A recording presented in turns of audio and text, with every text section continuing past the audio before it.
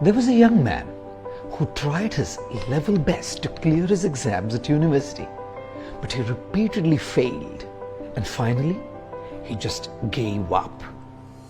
Thinking that marriage would be the best way to make him responsible, his family got him married. After the marriage, the man took up a job as a primary school teacher, but due to lack of experience was mocked by the students and finally removed by the school authorities in just a few weeks' time. When he returned home that day, his wife wiped his tears and comforted him. She said to him, "You can teach young kids only if you've taken formal training, or at least have some experience of teaching kids. And for you, you didn't study teaching at university, nor have you dealt with kids earlier. So how would you know how to teach kids?" Don't be too sad about it. When God says yes to your prayer, He gives you what you want. But when He says no to your prayer, He has something better for you. Probably there is a better, more suitable job waiting for you out there. Gathering some hope, the man kept trying to find opportunities, and when he did finally find one, he was once again chucked out of the job due to his slowness. Yet again his wife tried to encourage him by saying, "I'm sure there are people who are skilled and experienced at that job, and their experience comes from many years at it. As for you, you were in school trying to teach kids all this while. So how could you acquire the needed skills?" Don't worry. When God says no to your prayer, He gives you something better.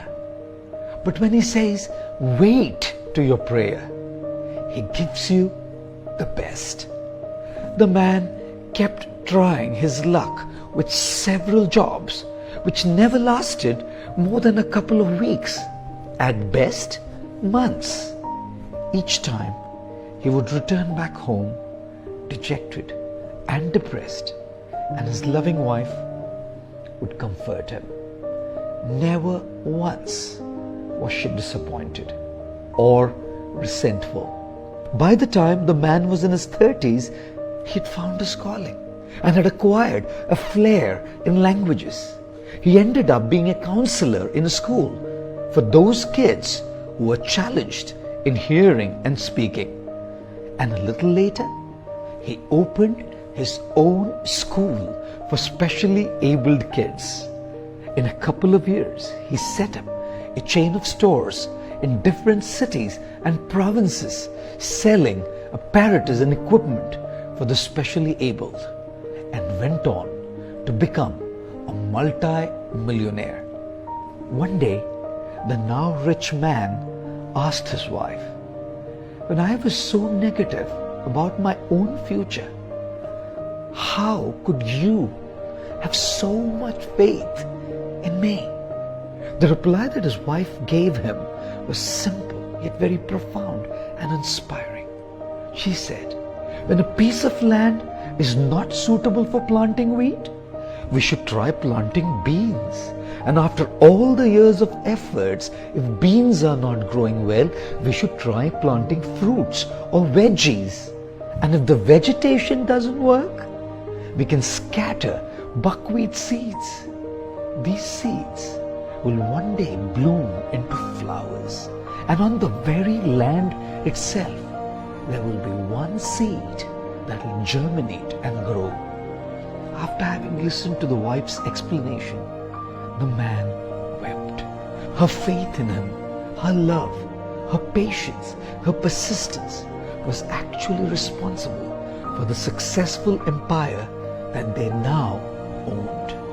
Ladies and gentlemen, no one in this world is useless. The land may be very fertile, but you may not have figured out your seed yet.